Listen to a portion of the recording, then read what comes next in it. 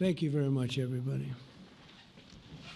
So this is a big, big day, a beautiful day, potentially one of the great days ever in civilization.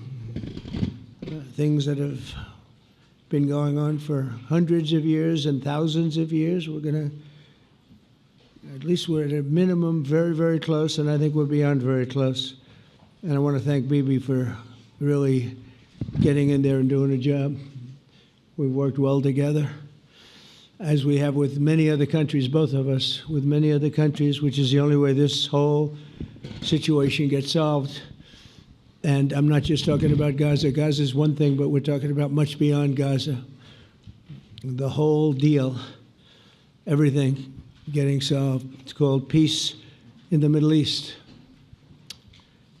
So today is a historic day for peace, and Prime Minister Netanyahu and I have just concluded an important meeting on many vital issues, including Iran, trade, the expansion of the Abraham Accords, and most importantly, we discussed how to end the war in Gaza, but it's just a part of the bigger picture, which is peace in the Middle East, and let's call it eternal peace in the Middle East.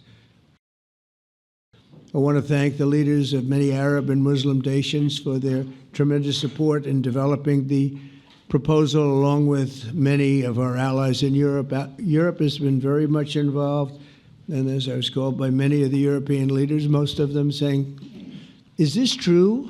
Are you really doing peace in the Middle East? This is the most incredible thing we've heard. Some think it's the biggest thing they've ever heard. I also want to thank Prime Minister Netanyahu for agreeing to the plan and for trusting that if we work together, we can bring an end to the death and destruction that we've seen for so many years, decades, even centuries, and begin a new chapter of security, peace, and prosperity for the entire region.